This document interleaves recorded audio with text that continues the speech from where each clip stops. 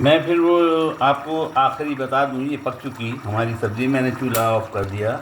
Of करने के बाद मैं इसके ऊपर गार्निश के लिए धनिया ये धनिया मैं डाल दूँगा इसके ऊपर। धनिया भी जितना हरा है और जितना खाया जा सकता है इतना अच्छा है, इसलिए कुछ ज़्यादा डालूँगा। तो ये हमारी सब्ज़ी अल्हम्दुलिल्लाह तैयार हो चुकी। इसको निकालने के बाद जो कंडीशन होगी वो भी मैं आपको बता दूं। हर प्लेट में हर खाने वाले बंदे के लिए एक अंडा बॉयल, आलू और सब्ज़ी, और अगर कोई चाहे तो इसमें हरी मिर्ची भी डाल सकता है। ये मैंने निकाल दिया, ये आपको दिखाने के लिए निकाल दिया। तो ये हमारी सब्ज़ी तैयार हो चुकी। सब्ज़ी की टेक्निक एक दफ़ा और सुन लीजिए। मैंने सबसे पहले तेल डाला। तेल जो है खाना पकाने वाला जो चम्मच है उसका 3/4, ज़्यादा नहीं डाला बल्कि आधा ही समझिए, वो डाला।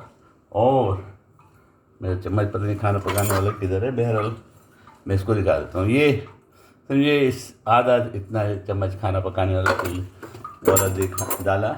उसके अंदर मैंने हल्दी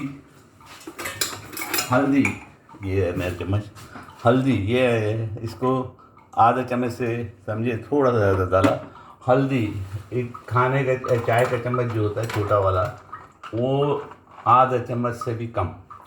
ये थोड़ा चाय का चम्मच बड़ा वाला है और छोटा वाला, हाँ मिल गया जनाब। ये छोटा वाला चम्मच आधा हल्दी, आधे चम्मच से कम, ढेर ऊपर नहीं लगाइएगा, आधे चम्मच से कम। और लाल मिर्ची आधे चम्मच, और जी गरम मसाला आधा चम्मच, काली मिर्च बिल्कुल एक चुटकी, ऐसे चुटकी पकड़ी है, काली मिर्च डालिए, नमक हस्बे जायका डालिए। और डालने के बाद उसमें थोड़ा सा पानी, पहले वो डालिए मैदा खाना पकाने का चम्मच।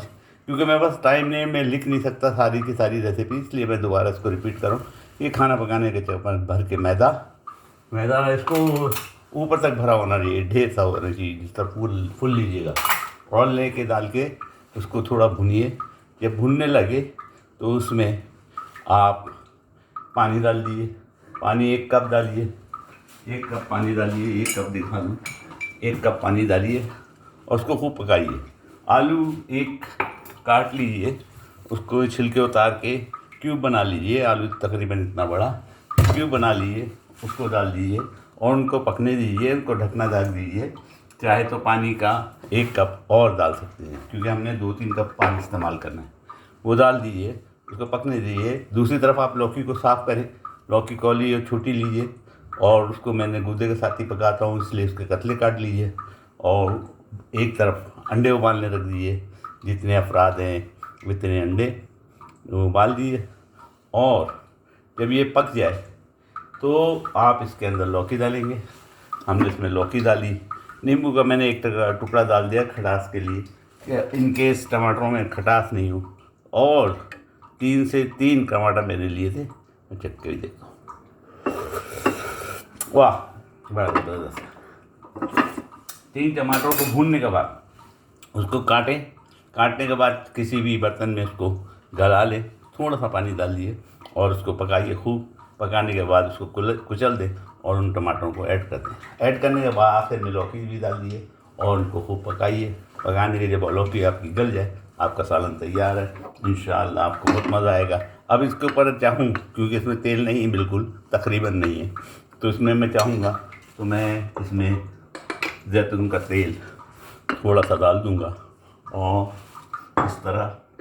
और अगर मुझे मिर्चें चाहिए तो मैं इसमें हरी मिर्ची काट के डालूँ। तो ये आज हमारी लौकी आलू अंडा का सालन जो है वो तैयार हो गई, करी तैयार हो गई। उम्मीद है आपको पसंद आएगी, उम्मीद है आप ज़रूर पकाएंगे, उम्मीद है दुआओं में याद रखें।